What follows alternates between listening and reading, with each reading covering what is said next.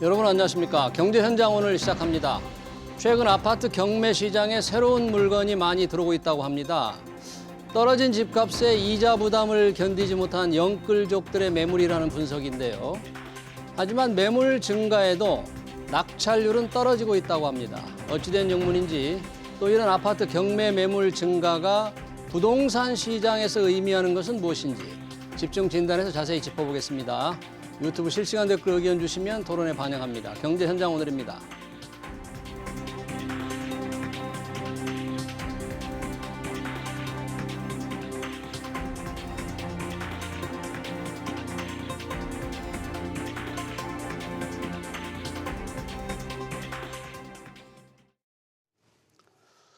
네, 아파트 경매 시장 동향 토론하기 위해서 두 분 모셨습니다.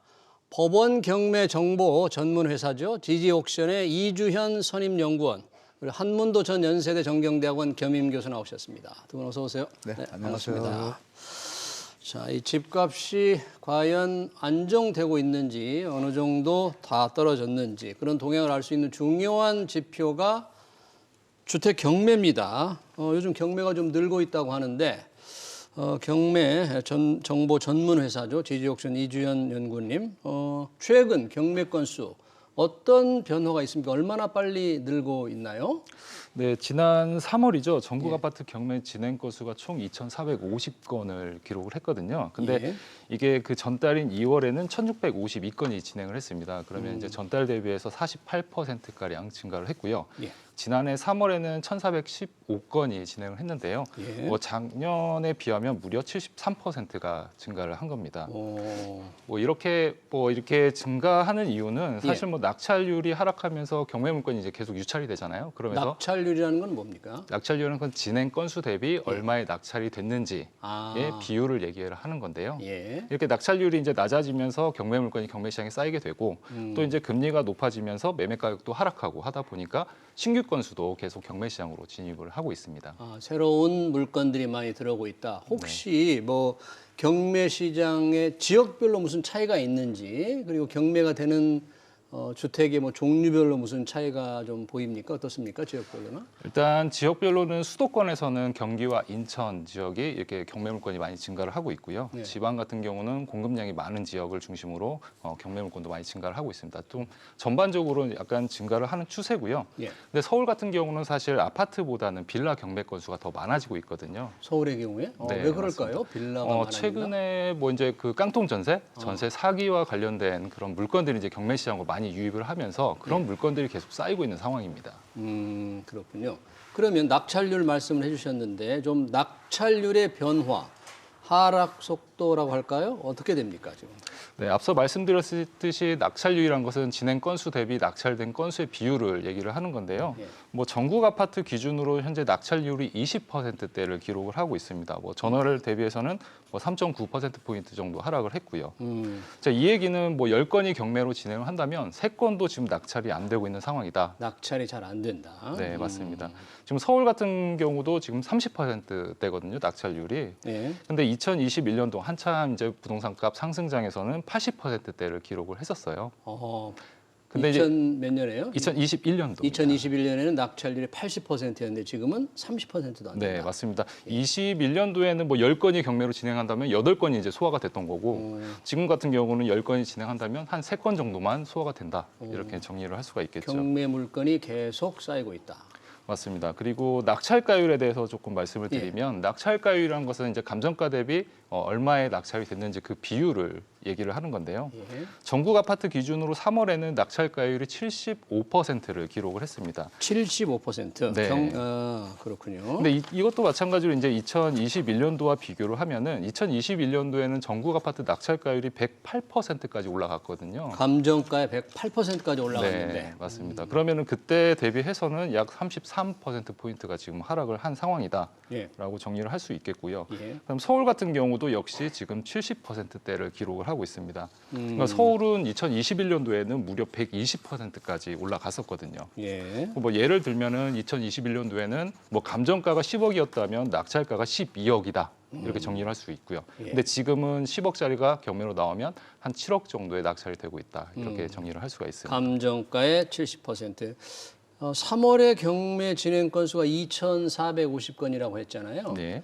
역대로 쭉 보면 좀 길게 본다면 이게 어느 정도 수준에 있다고 말할 수 있어요? 사실 2,450건은 지금 현재에서 비교했을 때 많이 증가한 숫자는 맞지만 네. 우리가 뭐 글로벌 경제 위기 때 그때 시절을 보면은 예. 6,000건, 7,000건도 이렇게 했거든요. 그러니까 지금 2,000건을 넘어섰다고 해서 지금 뭐 경매가 급증한 건 맞지만 뭐 포화 상태다 이렇게 말하기는 좀 어렵습니다. 제가 그게 좀 궁금했거든요. 지금 그러니까 지난달보다는 늘었지만 장기로 보면 훨씬 더 많은 적도 있었다. 네, 맞습니다. 그런 얘기네요. 네네. 자, 한문도 교수님 지금 네. 우리 GG옥션에서 통계를 쭉 들어봤는데 네. 낙찰가율, 낙찰률, 경매 진행 건수 종합적으로 보시니까 어떻게 볼 수 있을까요? 이거를 경매 시장. 일단 경매 지표도 사실 주택 시장의 이제 선행 지표라고 우리가 봐줄 수 있거든요. 예. 또 경매 시장에서 움직이는 시장 주체들은 일반 뭐 초보자분들이 들어갈 수가 없거든요. 이미 부동산에서 뭐 투자를 한두 번 해보시거나 또 뭐 갭 투자를 통해서 수익을 얻으셨거나 이런 분들이 이제 그 다음 단계로 넘어가는 데가 이제 경매 시장이나 공매 시장이에요. 그러니까 이제 선행적인 어떤 활동을 한다고 볼 수 있겠죠. 일반 분들보다. 예. 그럼 이분들의 어떤 지표가 이제 우리 말씀 주신 것처럼 이 낙찰률이 한때 낙찰가율이 120%까지 갔다가 지금 예. 79%대로 지금 30-40% 다운됐단 말입니다. 예. 근데 그 와중에 이제 물건의 절대 기준량은 예전에 비하면 적지만 중요한 건 이 추세인 것 같아요. 추세. 네, 예. 추세적으로 이게 물건이 늘어나고 있다는 거죠. 줄지를 않고. 예. 그리고 특이한 사항은 아시겠지만 저번 달에는 이 서울의 아파트 그 경매 낙찰률도 쭉 올랐습니다. 한 14-15%까지 내려갔다가 예. 40% 초반 조금 밑에까지 올라갔어요. 갑자기. 근데 낙찰률이 다시 30%대로 다시 내려왔거든요. 낙찰률이 그러니까 이게 예. 뭐냐면 정부의 규제 하나 대책하고 특례보금자리로 시장이 약간 좀 긍정적인 분위기가 형성이 되니까 앞서가시는 분들 중에 이제 일부 분들이 경매 시장에 선점을 해야겠다 해서 달려 들어가셨는데 예. 지금 4월 들어서면서 보니까 3월 들어서 보니까 힘이 약해진 거죠. 그러니까 다시 이게 꺾였다는 게 의미가 좀 큰 것 같습니다.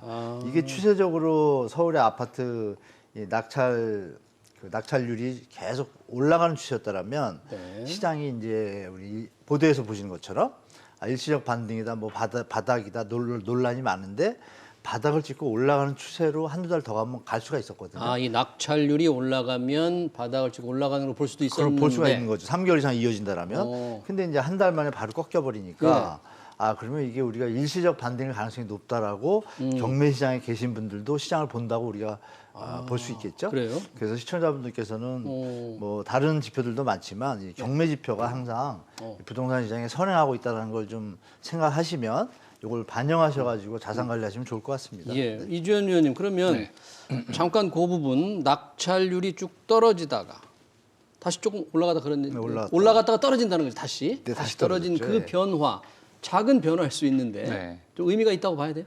일단 그 달에 진행된 경매 물건이 어떤 경매 물건이냐에 따라서 약간 그 변동사항도 생길 수가 있는데요. 예를 들어서 뭐 이제 약간 특례보금자리 이런 출시가 됐기 때문에 그런 것들을 이용할 수 있는 KBC의 9억 원 이하의 아파트가 나온다.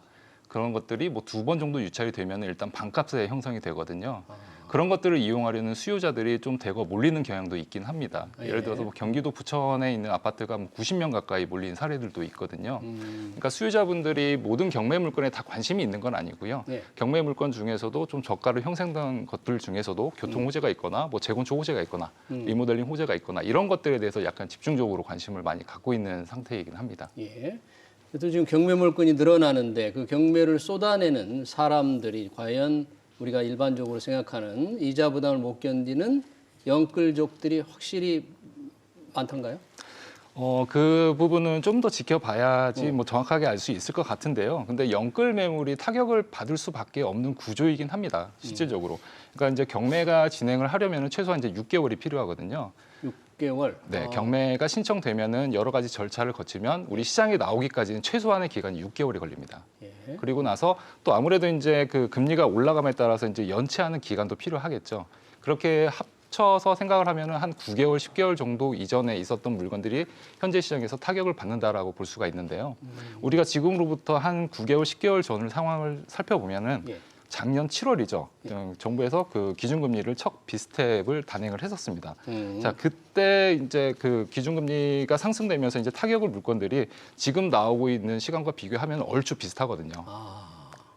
근데 이제 이런 것들도 이제 좀 더 지켜봐야 할 이유는 특례보금자리론이 생기면서 이제 또 갈아탈 수 있는 기회도 있기 때문에 그런 수요자들이 갈아타면서 이게 계속 더 나올지 줄어들지는 좀 더 지켜봐야 할 것 그러니까 같습니다. 특례 보금자리론을 통해서 경매 이전의 물건을 사게 되면 경매로 나오는 물량이 다시 좀 줄을 수도 있다 그런 얘기네요. 그렇죠. 이제 그 연끌 매물족들이 이제 타격을 받게 되면은 금리 때문에 타격을 받는 거잖아요. 금리 때문에, 근데 이제 그렇죠. 약간 고정금리로 사용할 수 있는, 이용할 수 있는 특례 보금자리론으로 갈아타게 되면은 금리 부담이 덜어지기 때문에 그 경매로 금리를 진행한 갈아타면 그렇죠. 좀 견딜 수 있다 이런 그렇습니다. 얘기죠. 네. 그러면 물건이 나오는 게 좀 줄어들 수도 있습니다. 여튼 지금 경매 물건이 늘어나는 거, 낙찰률이 조금 올라갔다가 서울이 떨어지는 이 변화가 네. 가격의 어떤 신호일 수 있는데 네. 그러면 그 신호를 정확하게 어떻게 해석을 해야 되는 거예요? 지금 아까 일단 기본적인 건 제가 예측을 했고 이제 다음 달하고 다음 두 달 정도를 더 보면 될 것 같아요. 지금 이제 특례보금자리론의 어떤 긍정적인 효과를 말씀 주셨잖아요. 예. 특례보금자리론이 이제 소진이 됐다고 가정을 할 때 지금 벌써 60% 넘게 소진됐거든요. 그러면 그 뒤에 시장을 우리가 미리 예측해 볼 수가 있겠죠. 보금자리론이 소진됐다는 얘기는 이제 유효수요 창출이 이제 일단 스톱이 된 거잖아요. 예. 그 부분에 이제 마이너스 이제 하락 요인으로 작용할 거고, 그리고 이제 연끌족이든 어떤 족과는 이제 6개월 정도의 시간이 필요한데 예. 지금 추세를 보면 제가 볼 때는 그 사업하시는 분들 있지 않습니까?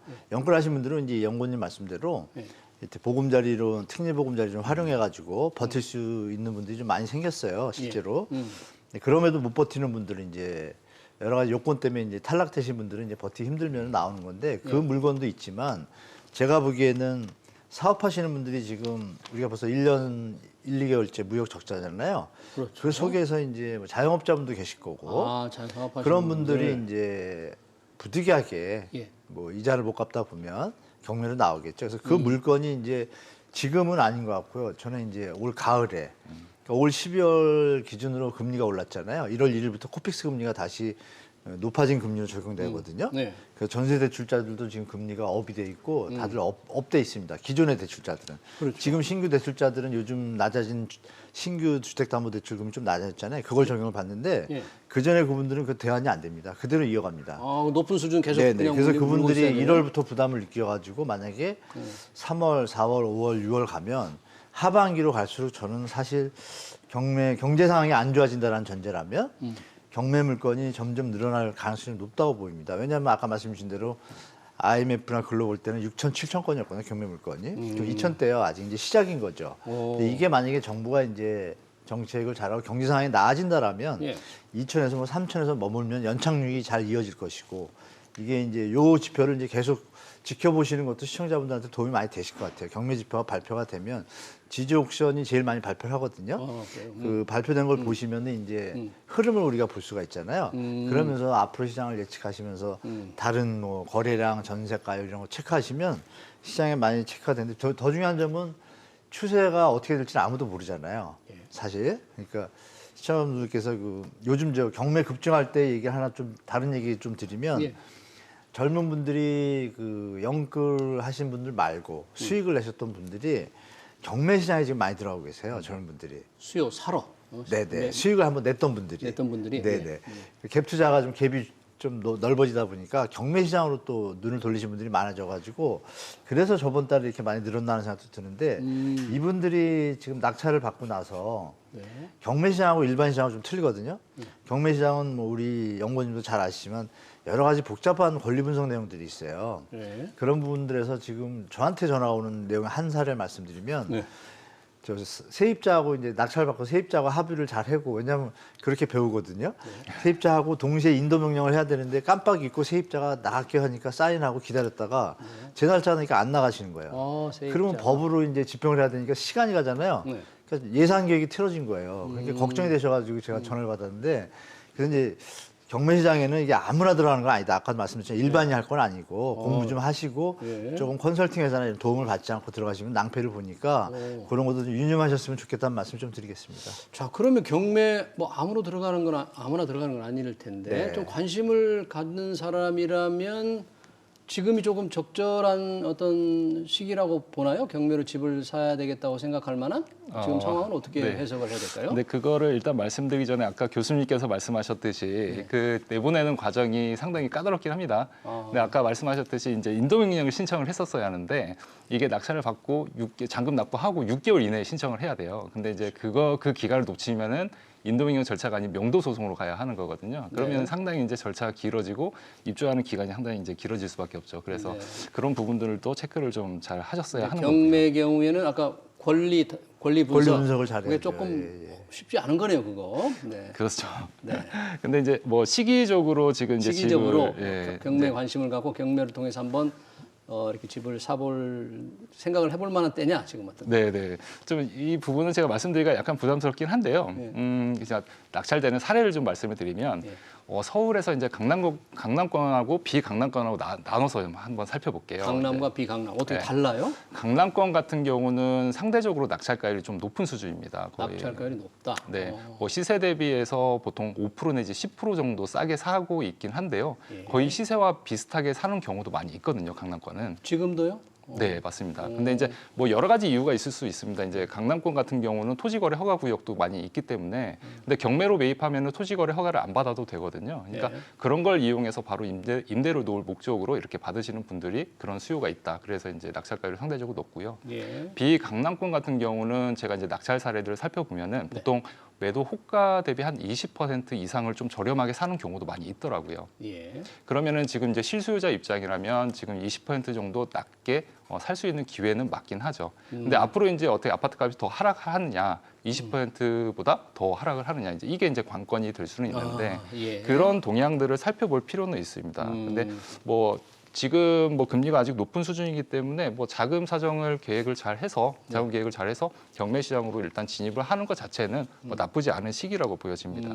나쁘지 않지만 아까 20% 정도 더 네, 떨어질 것 같으면 그것도 조금 그렇죠. 감안을 해서 조심해야 되니까 좀 더 지켜봐야겠죠. 교수님 집값 더 많이 떨어질 것 같아요? 많이란 표현을 자꾸 쓰지 마시고 그냥 추가적으로 조정이 있을 것 같은 분위기죠. 지금, 네, 지금? 경제 상황이나 여러 가지 분위기가 예. 4월 초 들어가지고 3월까지 좀 거래량 늘고 전국적으로 거래가 많이 늘었거든요. 예.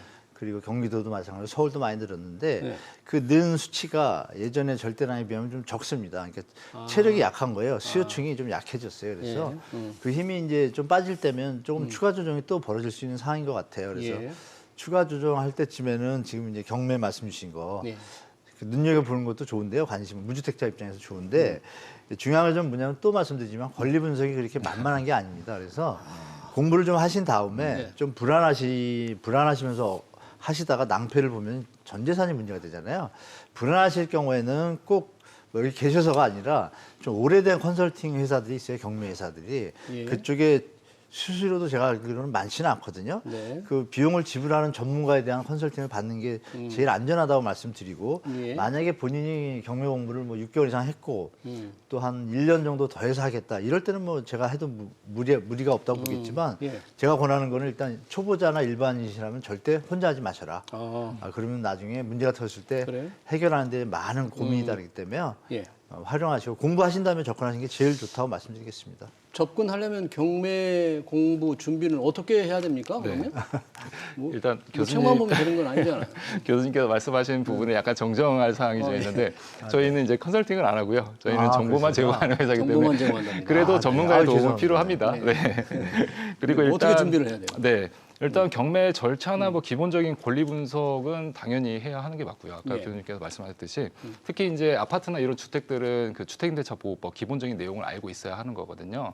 만약 경매 물건이 세입자가 있을 경우에는 그 보증금을 또 인수할 수도 있기 때문에 오히려 이제 돈을 더 잃을 수도 있기 때문에 그런 부분을 좀 철저하게 공부를 좀 하셔야 하고 그 외에 가격적인 부분을 조금 말씀을 드리면 지금은 약간 자기가 잘 알고 있는 지역이나 평소에 관심이 좀 있었던 지역을 위주로 좀 접근을 해라라고 제가 말씀을 자기가 많이 알고 드립니다. 있는 지역이나 관심 있는 지역 위주로. 네, 왜 그러냐면 이게 지금 아파트 가격이 뭐 전반적으로 이제 하락을 하고 있지만 어떤 단지를 보면은 매도 호가가 상당히 높은 지역도 있거든요.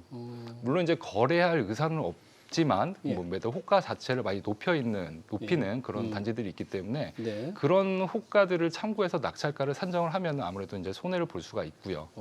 그다음에 또 어떤 단지는 이런 증여성 거래가 있어서 실거래 가격이 또 기본보다 상당히 낮은 경우도 있어요. 네. 그런 것들을 참고하면 오히려 이제 낙찰을 받기가 힘들어지는 거죠. 그래서 아무래도 자기가 관심 있게 지켜봤던 지역에 대해서 어떤 흐름이나 추세를 알 수 있는 지역 그런 지역들이나 단지 위주로 좀 접근을 하라고 말씀을 드리고 싶습니다. 알겠습니다. 이제 경매에 이렇게 참여를 하려면 앞으로 아파트 시세가 집값 시세가 어떻게 될까 좀 전망을 더 해야 되는데 오늘 그 한국부동산원의 주간 아파트 동향이 나왔죠. 뭐 주간 동향이긴 합니다만 조금 변화가 있습니까, 교수님?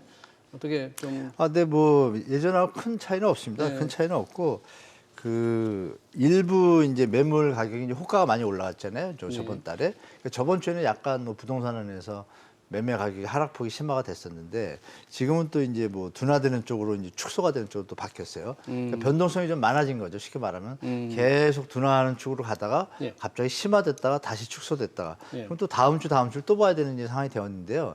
전체적인 흐름은 일단 거래량이 2월, 3월에 비해서 4월이 조금 속도가 안 붙는 것 같아요.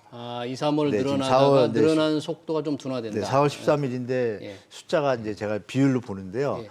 3월하고 2월마보다 힘이 약한 것 같아요. 힘이 그래서 약하다. 거래 4월 힘이. 거래량이 이제 뭐 반 정도가 4월 말이면 나오잖아요. 예.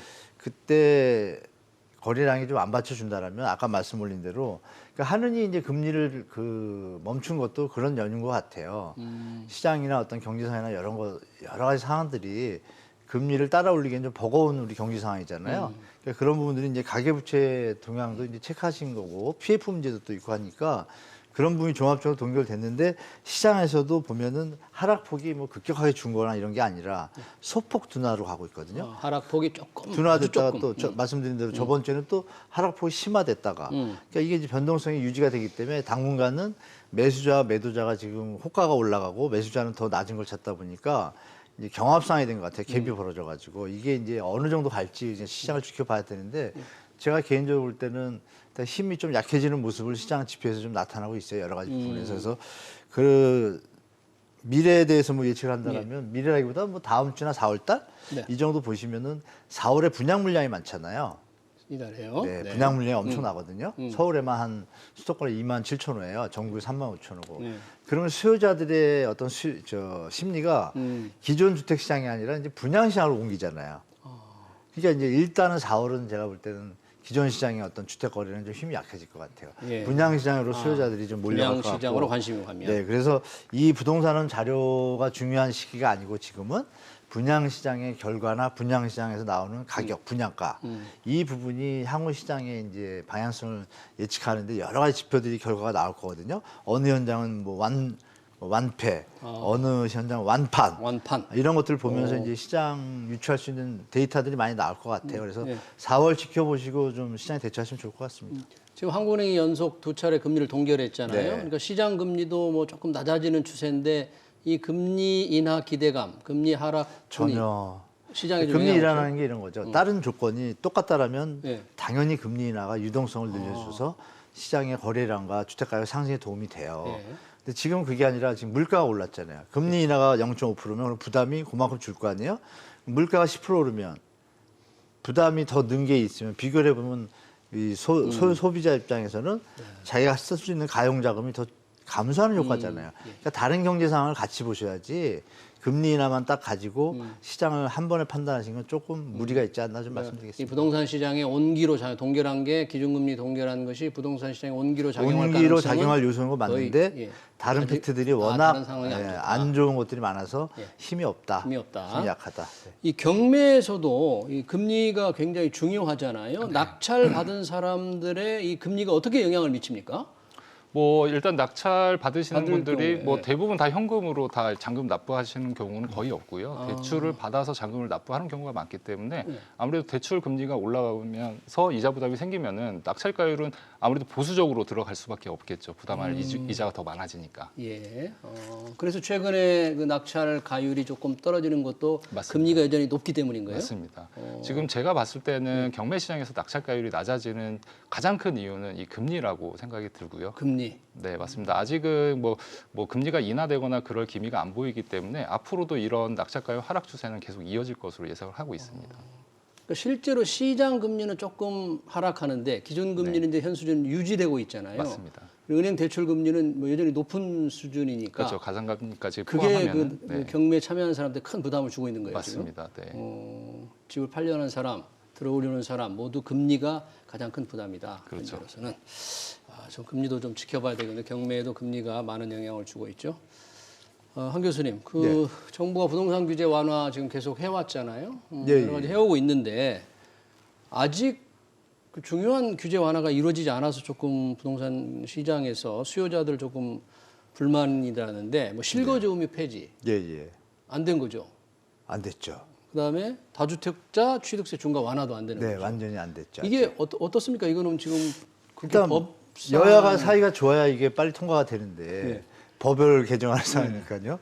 여야가 지금 뭐 극과 극을 달리지 않습니까? 그러니까 그게 이제 또 국민들한테 피해가 오는 거죠. 뭐 무주택자든 유주택자든 상관없이 우리가 어떤 정부에서 정책을 던졌을 때 확실히 확정이 되어야 예측 가능하잖아요. 미래에 대해서 예측할 수가 있잖아요. 근데 여기 지금 어떤 사회가 그러냐면 둔촌주공에 마지막에 그 무주택 그 무순위 청약할 때요. 그때 이제 젊은 분들 중에서 이런 분들이 계십니다. 뭐 대부분은 아니고 극히 소수인데 이거 살까 말까 그러다가 대출이 중도금 대출이 풀렸잖아요.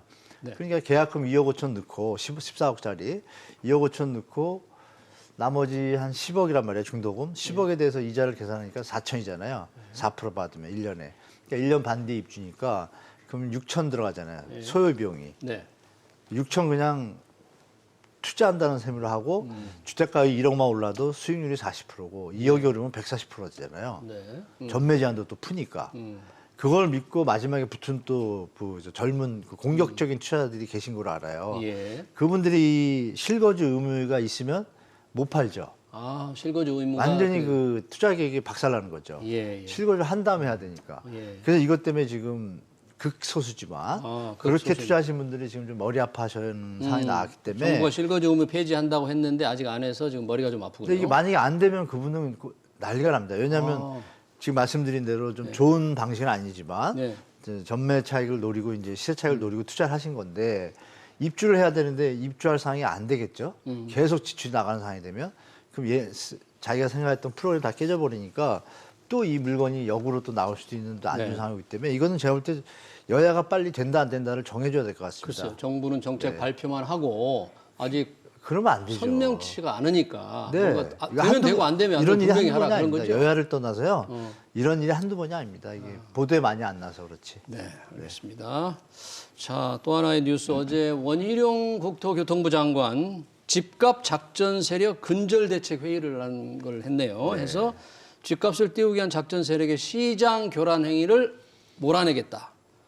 자, 이주연 연구원님, 시장 교란의 집값 작전 세력 어떻게 이루어지는 겁니까, 이거 주로? 뭐 일명 집값 띄우기죠. 뭐 제가 간단하게 예를 한번 들어볼게요. 뭐 예를 들어서 뭐 어떤 단지가 10억에 이제 거래가 되고 있는 아파트가 있다고 했을 때 뭐 어떤 분이 뭐 이해관계나고자 하고 거래를 15억 원에 합니다.